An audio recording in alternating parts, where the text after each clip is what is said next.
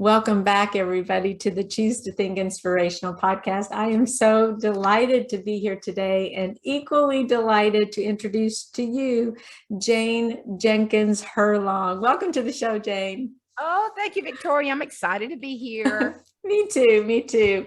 You're going to be just such a treat. I already know it for the listeners and for the viewers. And I want to tell you all a little bit about Jane. I'm reading from her bio now. She's a Sirius XM, and that is pronounced Sirius. Is that correct? Sirius. Yeah, I got that right. Okay. XM radio. Sirius XM Southern Humorist, international best-selling, award-winning author, professional singer. I've heard you sing, Jane. I heard you on one of those YouTube. Beautiful voice. Anyway, you are a recording artist, professional speaker. Jane is an inductee into the prestigious Speaker Hall of Fame, is the author of 5 books, including her latest offering, and we're going to dig into this one, Sweet Tea Secrets from the Deep Fried South. Yes. I love that. We all know about sweet tea, and apparently Kentucky doesn't have it. You know, I'm here in Kentucky and we just don't quite do sweet tea like it may be made further south. But anyway, you are a former Miss America contestant, and Jane now crisscrosses the country sharing her unique brand of sweet tea wisdom and Southern fried humor. Now, let me tell you a little bit about the book.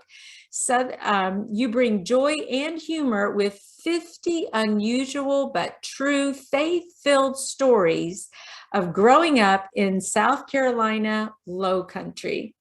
And whether you love Southern ways of life or find their ways strange and amusing, you'll be entertained and inspired with warm Southern fried humor and tried and true tips for attaining the best version of yourself. Jane's 50 stories address specific landmark events along with issues in a woman's life, such as fitting into the covered dish church culture, sacred sisterhood, sassy, seasoned Southern women, and why we are drawn to beauty pageant competitions and much more. So, oh my goodness, I tell you, what an intro. And, you know, right out of the gate, I'm just going to ask such a profoundly deep question. How on earth do you attain the best version of yourself? How do we do that? I think, Victoria, I think you have to have courage. I do. I think you have to be willing to fall flat on your face, only to get back up. And I say the best 4-letter word in the English language is next. But you'll never know you're next until you learn how to be a successful failure. And you just can't let things cripple you, paralyze you. And I have a heart for my own kind, and you know, for women who let the world try to direct them into a path. And I think we need to be all God created us to be and not be afraid to be that person. And we have to know where we fit into our lane.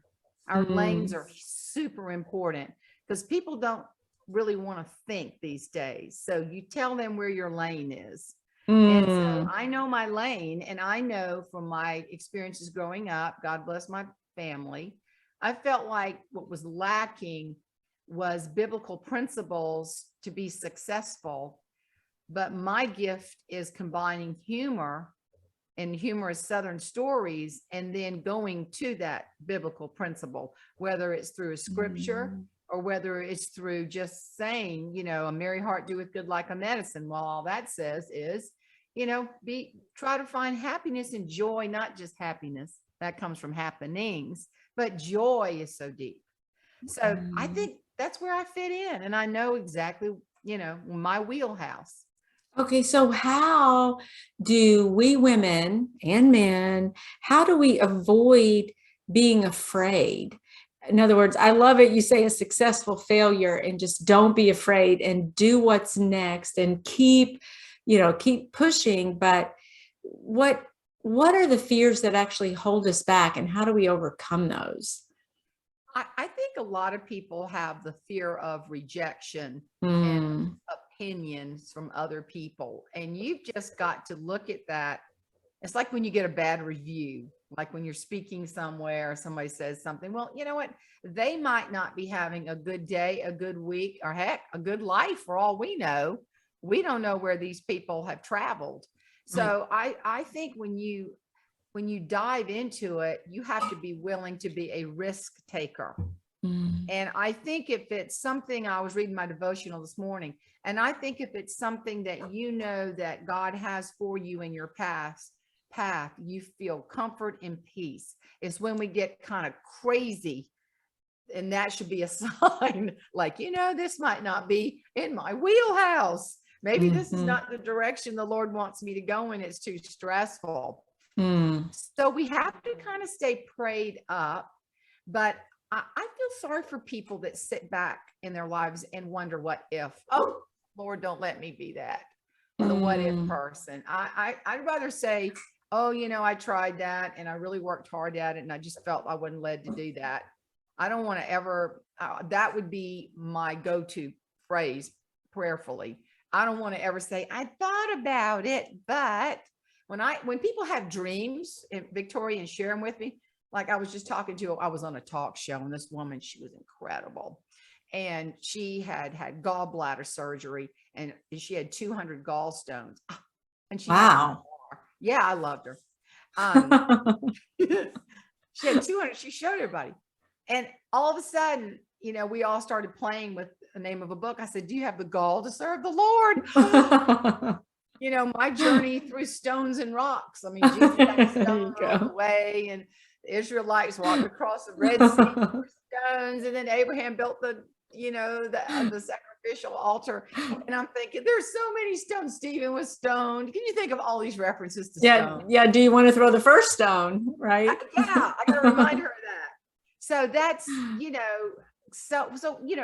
take it, pray, run with it. And you might go this way at the fork. You might go that way. You might go straight. You might go backwards. It's okay. Just go somewhere. So you also seem to know your lane, like you mentioned a moment ago, but can you describe a time in your life when maybe you were unsure of your lane, or have you ever thought, Jane, like, I'm done with this, just trying to be humorous or find the funny in something? Or have you ever just like, I'm done, I'm not doing that? Oh, yeah. Discouraged? Yeah, I know not to speak in Minnesota. I mean, I know. I know this crowd. Wait a minute. I told a funny story and I thought, really, I need to get back to the South. That's They were right. so offended. It was almost funny. Like, really? I got another one. So, you just have to say people come from different angles, and I don't know from whence these folks come. I never, I mean, the Bible says you don't judge people, but I am a very good fruit inspector. I am very good at that. I have learned that. But I think that there have been times of discouragement, and I just get on my knees and say, Lord, give me some encouragement. Give me, I have a really funny story I have to tell you. It's about my friend in Sunday school. He gave me it's like gold. It was so good. He said he just knew he was going to fail from boot camp. He was 17 and he got on his knees. He said, oh God, I need you. I need a sign. I need a message. And he looked on his dog tags after he prayed and he saw be positive. He went, oh my goodness. And he changed, and everybody noticed it. And one of his buddies said, I thought you were going home. He said, man, God sent me a message. Look on my dog tags, be positive. And the fellow said, yeah, you want to see my message from God? Oh, negative. He didn't know it was his blood type. But Victoria, that's a biblical principle. So as a man thinketh in his heart, so is he. So if you think you're a failure, guess what? You're gonna be. So how do we change that? Like, what if we do get stuck in negative thinking, or if we're putting ourselves down? What do we do to I mean, this guy made a radical change. Like, okay, that's from God. By golly, I'm gonna be positive. But is it just that, like that sudden, okay, I'm gonna shift this, and that takes care of it? Or what do we do? Well, I'll tell you what my friend Susie Humphrey said in a speech one time, and I loved it. I asked permission to put it in one of my books. She said, oh, you're depressed? Good. Get that old nasty robe with all the stains on it. Put it on. Get in bed. Put on some mascara. Put on a lot of mascara. Waterproof and cry. I mean, wail. Think about dead pets. Think about everything that you've ever had happen. Go ahead. Do it. Now, about 10 minutes later, get up out of bed and look at yourself. Don't you? And then she said, no, take off your makeup, put on appropriate makeup and pretty clothes and go get some Mexican. Make you feel better. I love that. I mean, she says, yeah, get into it. Really. And then all of a sudden you go, I'm sick of this. Right. Yeah, not to make light of depression and so forth. I know that, but it reminds me of, I had my dear mentor friend of mine. She said, she knew me so well, and she came through my whole journey of learning to take thoughts captive, and she's watched the transformation in me by my attempts with God's help to renew my mind. But there were times after that healing had taken place in my life, and I'd call her and I'd be like, Jeannie, and I would just start pouring out all of this complaint and all of my issues. And she said, now hold on, Victoria, you want to go down to the pit? And I'm like, because she always told me, you go down to the pit, you eat dirt. And I'm like, Jeannie, I just need a little dirt today. I just got to go down there and eat a little dirt. It won't be long. It won't be much. She said, okay, I'll go with you. And then we'll come right back out. So it kind of reminds me of that, where you do give yourself permission just for a little bit to be expressive. And, this is what's going on, and this is how I feel, and this is what stinks. But then after that, you dust yourself off and go eat Mexican or whatever. So when I would call my friends when I was going through a rough time, and they started answering the phone, now what, instead of hello. I knew that I had to go I went to a Christian counselor, and he was great, so yeah. I mean, I encourage that. There's no shame in being better, Yes. So being the best version of ourselves, then if I'm hearing you right, then Jane, it means, okay, we're going to kind of step into God's purpose, what he has for us in our lane, expecting it's not going to be a cakewalk every single day. There will be challenges that we face, but kind of take charge also of our feelings and emotions, really just take them back. We don't have to be, just go on every current that our feelings or emotion takes us. We can resist some of that a little bit and step up, get our backbone engaged and just say, no, I'm not going there. I'm not going to go down into that pit. Or if I allow myself for a little bit, okay, I'm human. Now I'm going to get back on the road and do what God's intended. How did you know that you were going to live your life? Can we call you a comedian? I mean, is that okay? Or do you prefer humorist? Is that the new word? The difference is, instead of the little quippy, comedian things, we just are storytellers. We tell stories. Oh, so there is a difference. Mm-hmm. I did not know that. Yeah, I love the fast, funny things, but I love the storytelling because it's an art, the pause. I was just on the phone this morning with my humor coach, and I said, Lou, I got a story, and you got to help me fluff it up a little bit. So it got he and I were in hysterics laughing because it really happened. And, and this is why it's so interesting with the book. I got an email from this film agency, is a United Talent Agency, and they're reputable. And they asked me if the rights were available for the film, and they are. I mean, for the book to be a film. Gotcha. I don't know where this is going. I just have no idea. I got to get the literary agent on that. But I started thinking about, why would somebody want this book in a film? Just throwing it out, just thinking big, And as I started thinking of some of the stories, I'm thinking, well, of course they would. People say, ain't no way. And it did. It happened.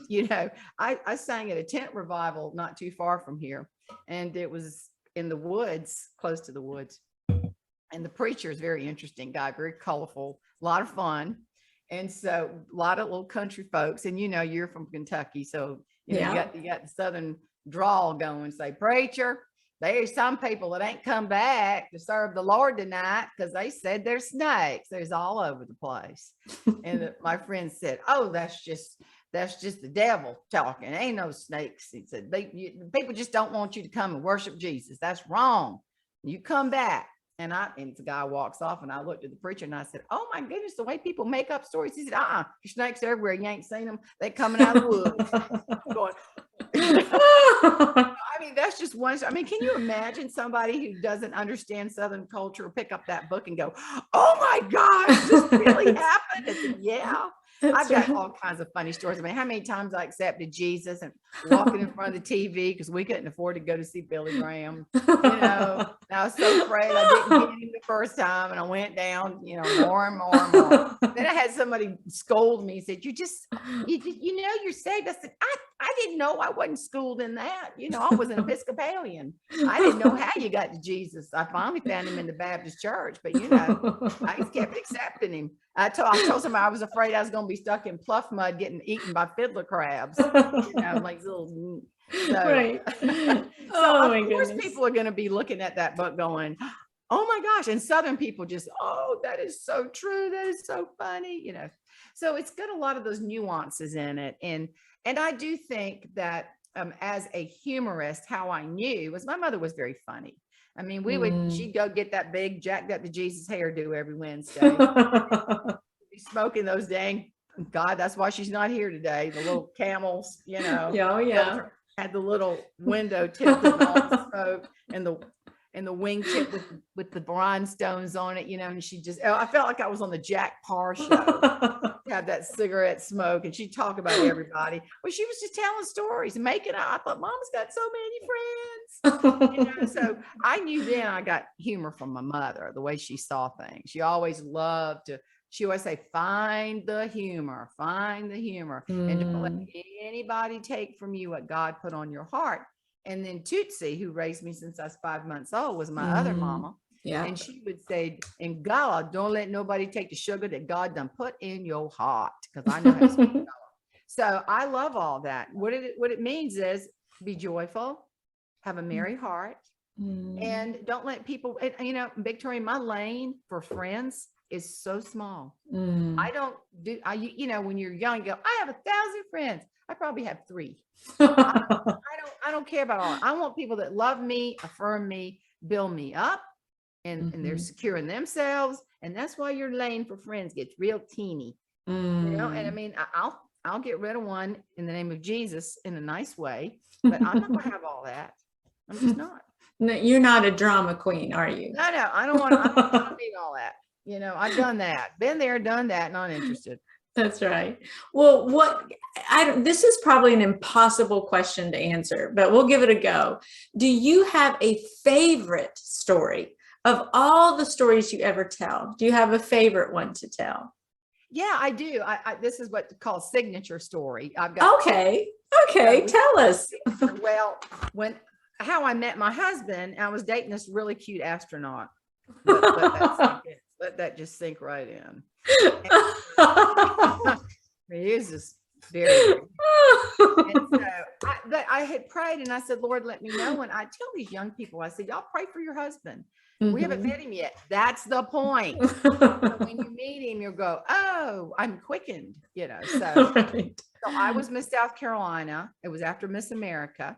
And I was dating the hottie astronaut. He's in the book. I told him he was going to be the hottie astronaut in the book. And so I need to send him a copy. That's right. You might not appreciate it. But anyway, that ship has sailed, so that's all right. So my business manager called me and she said, Jane Thomas Herlong said you could sit by him at this banquet in Myrtle Beach. And I said, now, Rita, did you tell him I'm in a relationship? She said, oh, yes. And he's in a relationship too. And I said, oh, I know who he is. He lives in a little small podunk town, how pitiful. And I said, who's his little country bumpkin girlfriend he's in a relationship with? And she said, Miss America, the girl that beat you, which was Cheryl Pruitt, whom I love. And she won. She was Miss Mississippi. And so it was so funny. So it's a much longer story, but I'll condense it a little bit. So the punchline is that Thomas and I sat down and we both knew that we were meant for each other. That's 42 years ago. 42. Congratulations. That's wonderful. So we had one date and he proposed and I said yes. And he asked me to marry him at a meet and 3. It was very unromantic, but whatever, So I tell people, no, I did not win Miss America, but I married her boyfriend. I did. Yeah, what is a meet and three?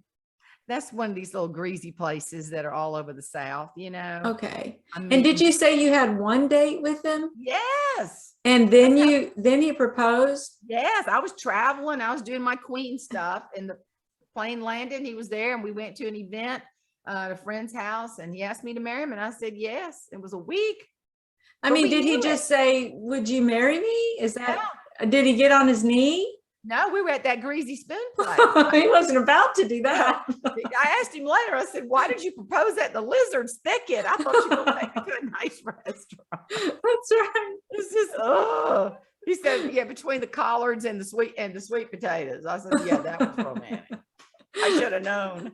But anyway, I mean, it's a longer story because I gotcha. I called him to judge a beauty pageant, and I asked him, I knew he was a cute guy. And I asked him what he'd been doing. He's very flat talking. Oh God, that's the dog. That's okay. He said, I don't know why she's barking. So, you know what? Well, let me tell you, I've got Rico the Morkie right here, and my little 5-pound doggy, and he always makes the show. So now maybe, what's this dog's name? Maggie. Maggie is trying to. Maggie's my watchdog because Gloria's here to help me today. Gloria. Okay. Hey girl. Anyway, let me shut the, well. You're fine. You are just fine. It's no Gloria, worries. honey, I'm on a Zoom meeting. Just let me shut the door, okay? Can you shut the door for me? I'm on a Zoom. Thank you, darling. I love her. Anyway, sorry about that. No problem. But so when I called him up and I said, hello, he said, hello. I said, what have you been doing? And he said, this is what he said, artificially inseminating my beef cattle. I thought, I am not that kind of girl. Why are you talking about that? So anyway, it's very funny because of course I've made right. I love it. So I like that story because it's how God works. Yes, it is. Yes, works. that's right. Well, tell us your other signature story. I think I could sit here for days. Well, I was when I was in the first grade, I was such a tomboy. I mean, I always wore corduroy pants and flannel shirts, and I lost my teeth, and my hair was real short. People thought I was a boy. And I loved playing on the farm. I was raised on a tomato and vegetable farm. And so the high school girls were coming to pick out the cutest little girls to be in a beauty pageant. And I said, oh, that's me. That is me. So I brushed my gums in my teeth, my lips. They never changed size. I grew into them. So I'm happy now, but back then it was sad. And so I remember standing up at the front of the class and thinking they're going to pick me to be the beauty pageant, and they laughed at me. They just snickered, and they kept looking at the little diva, who had the avon tester tube and the stick out dress and the poodle socks and the patent leather shoes, and hair was jacked up to Jesus, And I thought, well, she could see Jesus today. I could take her down at the monkey bar. Take her down. What happened to the seesaw? The most fun thing. Hi, you want to be my friend? Bam! I don't want to be your friend. It was an aggressive thing we could do back then. And so I didn't get picked, and this was the life lesson. One of them is my brother said we need a fishbowl for the pageant. And so I had a fishbowl, and I remember standing up, watching them with the girls in these big old dues and the gorgeous dresses just glide across the stage and pull a question out of my fishbowl. And the Lord just told me right then, you're going to do that one day. And I thought, how? We have no money. We live in a tenant house. My daddy did not finish the 10th grade. I have no teeth. I mean, how is this going to happen? 17 years later, it did happen at Miss America, which was a real miracle. But I was really struggled. I was put in a C-section because of my IQ was extremely low. I became a teacher for dyslexic children. They fired me. They told me I was dyslexic. That was special. I couldn't pass my SAT or make a high enough score. I took it over and over and over again. I got rejected from colleges, but I kept trying. I mean, Lord just put a desire in my heart. I ended up graduating college. Daddy couldn't send me. He had to send me on cucumber rebate money. And so I persevered and I got my degree, went to graduate school and then Miss America. But, and through that story are more little funny stories, but that signature story, although it's not as funny as the one, how I met my husband, that has such meat and substance to it. And that's why I like, because people look at you and think, oh, you're an author, you're a little beauty queen, you blah, blah, blah. You've had the life of Raleigh. Oh, no. I had to fight the fear of failure. And I think, like Joyce Meyer said, we do things afraid. We do it afraid. So I do a lot of things afraid. And I mean, if this thing comes through and I get someone who actually wants to make a movie, who knows, out of the book, I mean, it's just another door God has opened. And I didn't know I'd be writing. I got an F in writing. And then I've had some really good, I mean, right now, the Sweet Tea book, it hit #1 in 5 categories and it's still #1. And that's been a month. And I'm getting traction and people are loving it. So that blesses me. It's not money. As you know, you don't make money from books. Right. But you can make a difference and make people laugh and make people think and make people be challenged to be better. That's how I look at it. That's awesome. I love that, Jane. That's so many little mic drops there and little sayings that even if it's just, you don't make money, you make a difference. That's huge in my book. And that's also meaningful and impactful in a way that just my own personal gain. Okay, so what? Money doesn't buy happiness. It can't do so many things. And it's really all God's anyway. So, but to think that I might make a difference, that kind of energizes me in a whole new way. I want to know about, can you describe like that typical Southern woman as opposed to any other woman? What are the traits of a Southern woman? I'm kind of curious if I have any of those. Oh, girl, you got it. Okay. Don't you worry. Yeah, I want to have it. You in the sisterhood. Yeah, I don't quite have that draw or that accent. It doesn't matter. Okay. You got to have from here up. The attitude. Okay. Yeah, that's all it is. Well, I wrote a part in my book about that. And it's like, I mean, the other day, this woman walked by me and I said, up, Lily dress. She said, I know. She said, Julie Voss. I said, I know. I said, on sale. She said, eBay. I said, real. And so we didn't even know each other. And she was passing by. Right. So we could just spot each other. And like this morning, I had a renter. We have some property in Charleston, and I was talking to this renter, and we got off on family. Oh my gosh, did we get off on family? And she told me about this and that, and I said, oh, I got one. And we went. So we don't try to impress each other. We don't sit there and go, oh, I've got this, I've got that. I mean, we're helping each other. And the conversation ended up, I'll pray for you. She said, I'll pray for you. And so, I mean, all of a sudden, everything just comes down in the funnel, and we're just cellophane. We don't try to be something we aren't. We're not putting on. I mean, I sent her a book. I mean, she loved it, and she gets it. And I mean, we're the kind that our daughters. I was at a wedding Saturday night, and I was talking to a friend's daughter, and she said, "Oh, I know, Mom made me wear these big bows that look like a helicopter landed on my head, and the smock dresses." And I said, "Honey, absolutely." And so Caroline's the same way, "Mama, these big bows." I said, "You have to wear it. You have to wear it." And so there's just certain little nuances that we love, that little secrets that are real special to us. And I wrote the book, Victoria, because a lot of this is slipping from our Southern culture. And it was just a reminder of some of the really funny things, like the front porch. We sit on the front porch. We learn life lessons from Cousin Wee Wee and Aunt Fanny. I mean, where they got their names, just scary to even think about. I didn't even want to know. But we have all these crazy relatives' names. And we grow. You see these women sitting on the porch that look like they're going to cut you, but they're just tired because they've been doing everything, So they teach us lessons. We pass it down. I talk about the power of the pressure cooker. We have to learn how to use pressure cooker. So all of these things are just little nuances in the Southern culture about thank you notes, and don't write a thank you note with the word thank you on the front. Oh my gosh. And you have to have raised thermography, you have to, engrave, whatever. So all that stuff is so crazy because my mother would hold up an invitation when she got it. It would determine the cost of the gift and if she was going. And she had to see the watermark of Crane. That was all we had, Crane. So, all that's so crazy, but all that stuff's in the book and it's funny. It is funny. And I make fun of it. I don't say, I act like, oh, it doesn't have Crane on it, trying to make people laugh. Oh, I love it. I have such good memories of stringing beans on the front porch.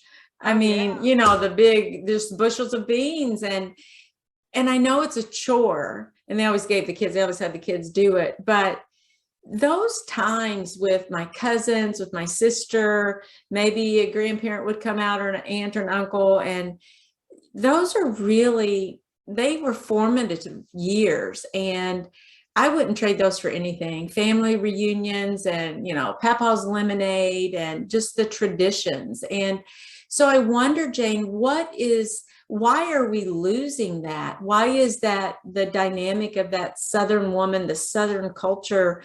What's impacting that, in your opinion? Why is it going away, or why do we need to guard it? I saw a little graphic on Facebook the other day, and it said, instead of Snapchat, I did Snap Beans. That would fit in your wheelhouse. Yeah. I think there's so many young people now that get behind the keyboard and that's their reality. And whereas we use technology, and I think my generation is going, why are these people being so mad over nothing? A lot of anger, a lot of mental challenges these days. I think COVID threw a lot of people in a bad spiral. And I think a lot of people see that the social media world or the Google world is the real world. And that's a shame. And then they don't like to be social, and they don't like, I have these new speakers coming in and they say, what's your best trick for getting engagements? I said, call people. What? I said, yeah, like the phone. And I've had so many clients say, oh my gosh, thank you for reaching out. I hear the voice, I connect it to the social media, and I just think the keyboard cowboys are doing themselves a huge injustice. I think that's part of it. I do think that although Bible reading has been up since COVID, statistically speaking, I think people are not in fellowship. I think it challenged our churches. Fellowship is where it is. Last night, we had our first church fellowship, and it was hilarious. We did a tribute to our graduating seniors. And I emceed it. It was so much fun. Everybody laughed. They had a ball. And the young people just laughed and laughed. And I didn't see one phone come out. Everybody was engaged with the church members who were dressed up like rock stars and Dolly Parton and the whole deal. So I think we have a hybrid situation. There's not one answer. I think it's a lot of different things are challenging our basic Christian values. And so it is of concern. I think we pray a lot for our country, and we should stay on our knees. We really should. That's so good. Where do you see yourself, Jane, in maybe 10 or 15 years? I hope God gives me the energy to keep doing what I love. And I don't know. I feel like I have another book in me. And I'd like to continue on. This has been a very interesting book that Tyndale has published. This is a hard copy. It's pictures in it. It's got sweet tea secrets, little takeaways, and it's just really up the game of my book writing because it's just a whole different format. It's easy read and it's funny. And then I got somebody else's eyes on it too. Say, oh, add this word, add that word. I'll never not write a book without that again. And so I still hope I'm able to be on the platform and making people laugh. I mean, tomorrow I'm going with a friend. We're doing theater shows. We're doing one at a church. And, it's not the pay I would normally get from my association work, but, and I know that her parents, the friend that hired me, is going to be there, and he's got dementia. I just want to love on him. Just the nicest man in the world. So sometimes it's not the check that means just being around the people that you love and have supported you. And the best gifts are the ones that you give and you just don't remember. So that's just kind of give without remembering, and I think that's important. That's wonderful. Well, I can't wait to dig in a little bit more to your book. I've read several stories and I do love the layout. I thought they did just the copy of that, the publishing, their angles and the graphics, the way it was laid out. I think it's just lovely. They did a great job there at Tyndale. They surely did. When they asked me for pictures, and my daddy had about 10,000 slides, and I'm no kidding.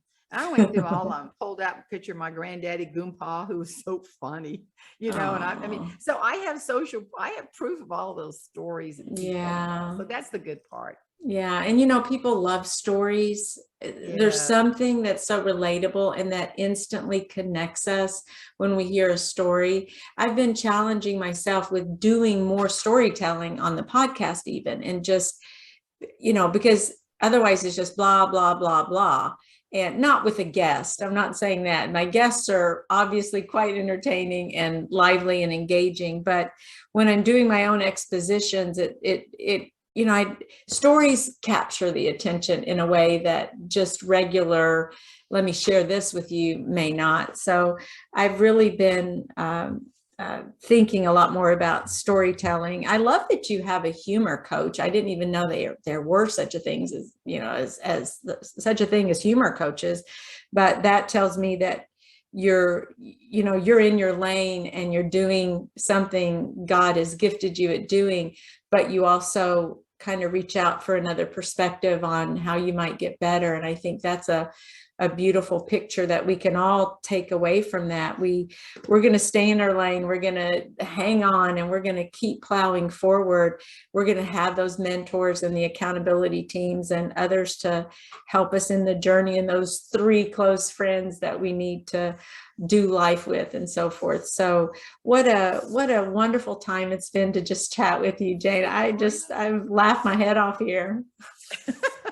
I appreciate it. It's been great. And I thank you so much. And I just want to encourage people to just pray, think big, dream, and let the Lord just lead you into the right path. Amen with that. And where can everyone contact you or reach out to you? How can they stay in touch? JaneHerlong.com, HERLO, like Herlong hair, HERLONG.com is my website. And you can reach me from there. You can click on the little link and it takes you to all the vendors that have the book, like Barnes and Noble and Books A Million, and some, they carry it on the shelves, which I was calling Charleston. I said, y'all have my book? We sold out already. You sold out. How many you order? They said, well, 1. I went, oh, okay, I'll take that. So I can tell my friends I sold out, but I'm not telling them how many. That's right. I love it. Oh, that's wonderful. Well, thank you so much, Jane, and God bless you. I can't wait to see where he's going to take you in all this. So thank you so much for coming on to the Choose to Think Inspirational podcast. We appreciate you. And I'll put all those links and so forth, how the folks can get the books in the show notes. Thank you so much. You're welcome.